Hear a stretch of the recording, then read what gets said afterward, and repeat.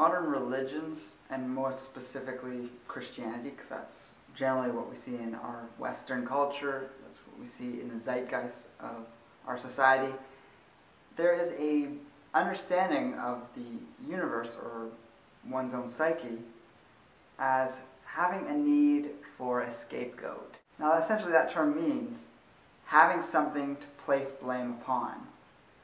What is a scapegoat? Well, of course, I'm sure you guessed it, in a lot of people's minds it's an evil cosmic entity. In Christianity it would be Satan. In other religions it takes other forms. Sometimes it's split into many different types of forms with subcategories. So the idea that we can take something and blame it as opposed to taking responsibility for issues, problems in our lives that we've either got to face ourselves or that we've inflicted upon other people is pretty weak. It's actually a crutch, and if you just look at it from an outside perspective, it actually appears very immature. Now, I'm not against anyone having whatever belief they choose to believe in. I'm just looking at this from the perspective of what I would see in myself if I still believed in that way. I was never 100% involved in that kind of a mindset, but at one point or another I did have some degree of it, and just through learning and my own path, my own meditative practices, I've come to a point of completely rejecting that wholeheartedly. And as you probably have seen from my past videos, I tend to kind of focus the aim of my discontentment around this idea, or ideas like this, on Christianity, but it does appear in a wide range of different spiritual systems. So obviously Islam and Judaism have their own unique entities. They kind of all see it as Satan, the same way Christianity does, these Abrahamic religions. But then you also have things like in Buddhism, they have this entity called Mara, who was the tempter of Gautama Buddha as he was attaining enlightenment. And right before he was on that precipice, he was being tempted by images of beautiful women that Mara was trying to seduce him with, or have them seduce him to try to get him off his path. Now, personally, I don't identify with the Buddhist belief system. It's quite puritanical, much in the same way that fundamentalist Abrahamic religions can be. Now to me, the story of Buddha, I would even say, sounds kind of sexist. You have a man who believes he's on the path to attaining this great state of mind and is confronted with what appear to be beautiful women, and he sees them as nothing but a distraction. It's your choice if you want to be celibate, but to try and teach other people that they're a distraction and try and spread this idea that the opposite sex is simply going to cause you problems. If we were to put it in any other context outside of spiritual pursuit or enlightenment, people would see that as kind of strange. So again, practice whatever you want, but let's just be realistic and not put anyone on a pedestal or any specific ideology on a pedestal, and look at what it is that that appears to be like if we were to apply it to an everyday person who wasn't doing something from a spiritual context. If we were to take Satan in the Christian religion and actually look at the Bible, it's quite bizarre because there's very little mention of Satan in the way that it's portrayed in sort of mainstream culture, media, and what most people think of him, at least in terms of the fundamentalists, or I'm thinking of U.S. type Christianity. Catholicism might see it slightly different, but they still have a very similar idea of it, of him, of her, however you want to perceive Satan. So first of all, when you actually read the Bible, he doesn't actually take on this image of this all-powerful being that's separate from God in terms of being rebelling against him until Revelation, one of the very last sections of the Bible.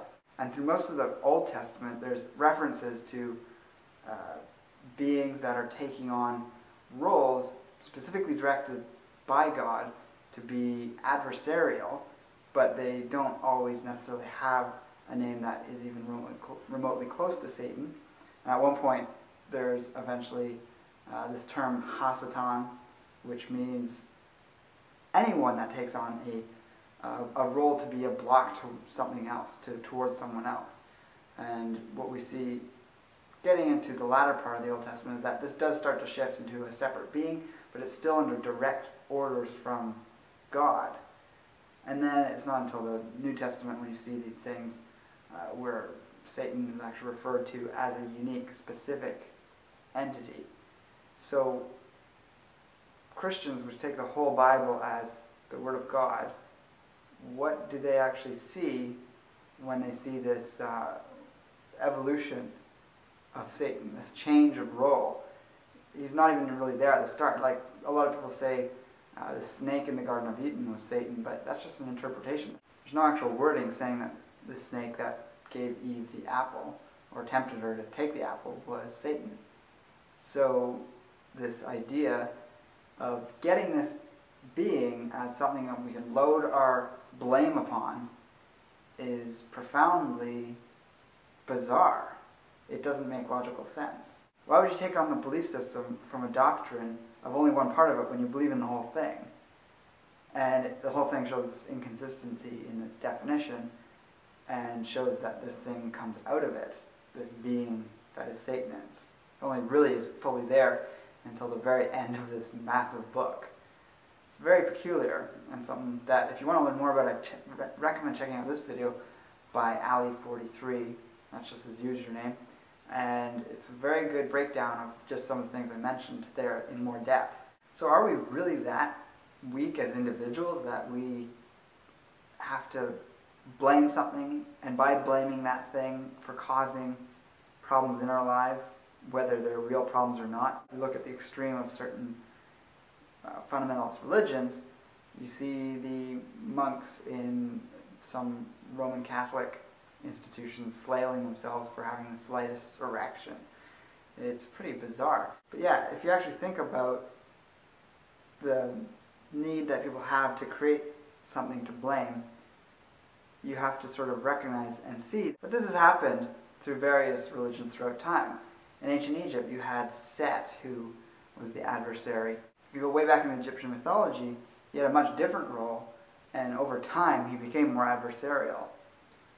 And the same thing happened with Apophis, or otherwise known as Apep, the sort of giant snake that was at one point a solar deity, much like Ra, but he was taken down from his place and was considered probably the most powerful demon in that mythology, and he became the polar opposite in a way to Ma'at, which is recognized as the embodiment of all light, order, and everything good and pure, whereas Apep became chaos, darkness, and everything evil and bad.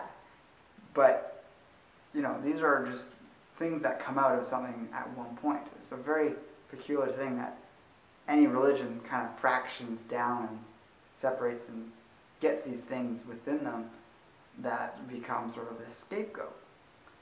So I guess through talking about all this, I just wanted to draw the attention to this idea of the scapegoat and encourage people to examine if they have scapegoats in their lives. Is there something in your life you blame for your problems, or for something that you don't have, or something that you do have that you can't get rid of? So for example, something I see a lot of people using as a scapegoat is people who have more money than them. You see it all the time, people blaming the 1% for causing them to be in poverty. It's a very odd thing to consider. Then if you even think about it, that some of those same people that blame the 1%, if they happen to be making over $30,000 a year, they actually make up the top 1% of the richest people in the world. So there's 99% of people in developing countries below them. And I'm sure they don't consider themselves lying, cheating, stealing, and downright terrible people. And that they're the sole reason that those people in developing countries are poor.